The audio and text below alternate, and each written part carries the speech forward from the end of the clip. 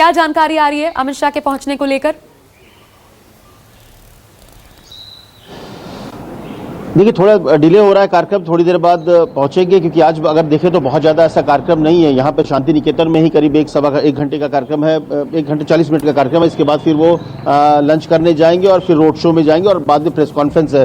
लेकिन सबसे बड़ी बात की अगर आप देखिए तो ये जो अमित शाह का जो दौरा है, अमित शाह के दौरे से ये जो बात जो टीएमसी के जो प्रवक्ता है वो कह रहे हैं कि कोई फर्क नहीं पड़ रहा, लेकिन जिस तरह से लोग शामिल हो रहे हैं, कम से कम ये पूरे बंगाल में तो कम से कम जो पब्लिक है उसके पास ये मैसेज तो जा रहा है कि ममता सरकार या फिर ममता की जो टीएमसी है वो मुश्किल में है, तभी लोग छोड़कर जा रहे हैं। और सबसे बड़ी बात की ऐसे लोग जो उनको खड़ा करने में अगर पूरी बात करें तो पूरे संगठन से लेकर हर जगह में थे, ममता बनर्जी के नंबर 2 कहे जाने वाले अगर छोड़कर जाते हैं तो इसका मतलब कुछ बड़ी गड़बड़ी है। तो ये मुझे लगता है कि बहुत जरूरी, और शायद जो अमित शाह के आने के बाद जो एक मोमेंटम बनता है ये सबसे इंपॉर्टेंट है बंगाल में, क्योंकि कहा यह जाता है, बंगाल के तमाम कार्यकर्ता कहते हैं कि अमित शाह अगर इसी तरह से बंगाल आते रहे तो कमल खिलेगा और पक्का खिलेगा। क्योंकि अमित शाह को अगर आप देखिए तो शुरू से जब से वो अध्यक्ष बने 2014 से के बाद से ही वो उन्होंने बाकायदा बंगाल को एक मिशन मोड में रखा।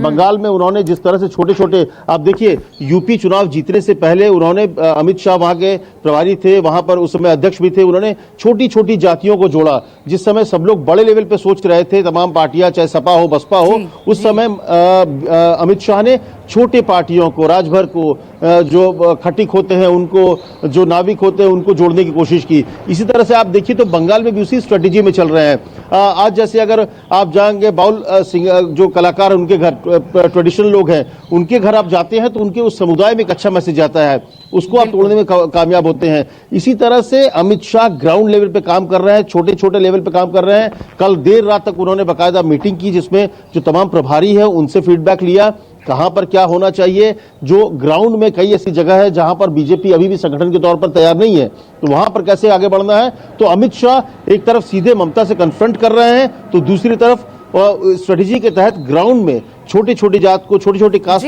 को तोड़ते हुए अपने साथ जोड़ने की कोशिश कर रहे हैं। तो इस स्ट्रेटेजी के साथ अमित शाह बढ़ रहे हैं और शायद यही वजह है कि धीरे धीरे बीजेपी के पॉपुलैरिटी जो अमित शाह दावा कर रहे हैं कि बढ़ रही है, उनका समर्थन मिल रहा है ममता की नाराजगी की वजह से। और अमित शाह कह रहे हैं कि बीजेपी पर विश्वास बढ़ रहा है, और यही वजह है कि शायद अमित शाह दावा कर रहे हैं कि अब 200 प्लस होगा। लेकिन फिर भी अभी वक्त है, इतना आसान नहीं है जितना आसान दिख रहा है। मुझे लगता है अभी 1 से 2 महीना शायद हमें तो गंभीरता को ममता दीदी समझ नहीं पा रही, क्योंकि मनाने तक की कोशिश हुई नहीं। और ऐसे में विजय जी, हमें तो अपनों ने लूटा, गैरों में कहां दम था।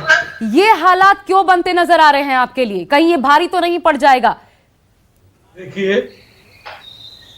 केंद्रीय एजेंसियां, ठीक है, और जिन लोगों को टिकट नहीं मिलने वाला है, जो कि भ्रष्टाचार में लिप्त हैं, उनकी सूची ऑलरेडी हमारे दल में तैयार हुई है। वे लोग अगर चले जाते हैं तो हमारे दल में कोई फर्क पड़ने वाला नहीं है। ममता बनर्जी के नेतृत्व में कहीं कोई फर्क नहीं पड़ेगा। न ममता बनर्जी और शुभेंदु जैसे सैकड़ों नेता तैयार कर लेंगी। शुभेंदु अधिकारी को जो ले आए हैं, सुन लीजिए, शुभेंदु अधिकारी को जो लाए हैं वो कृषक आंदोलन को दबाने के लिए और ये दिखाने के लिए कि पश्चिम बंगाल का एक तो कृषक नेता को हम लोगों ने शामिल किया। उसको देखिएगा, ये सामने आएगा, आप देख लीजिएगा।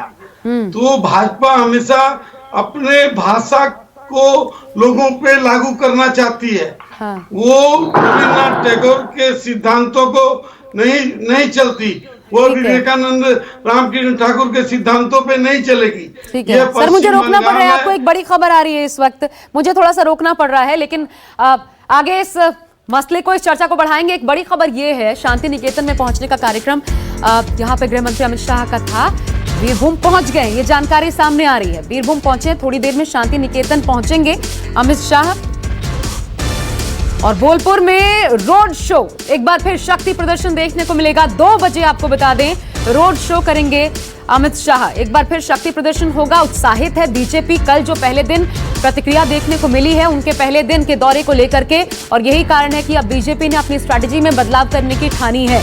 जानकारी ये मिल रही है कि जनवरी से हर महीने अमित शाह बंगाल का दौरा करेंगे। ये देखिए सीधी तस्वीरें आ रही हैं, अमित शाह को उतरते आप देख सकते हैं।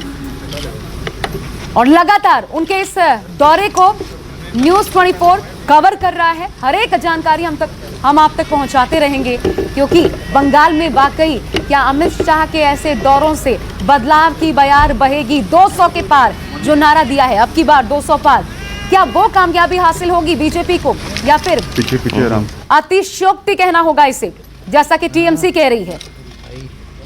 ये तस्वीरें हम आपको दिखा रहे हैं अमित शाह के बंगाल दौरे से जुड़ी। दूसरा दिन है, काफी अहम है, क्योंकि एक बार फिर अपने इस दौरे पर बात भी रखने वाले हैं अमित शाह, प्रेस कॉन्फ्रेंस भी करने वाले हैं। ये भी जानकारी सामने आई है इन्हीं तस्वीरों के साथ।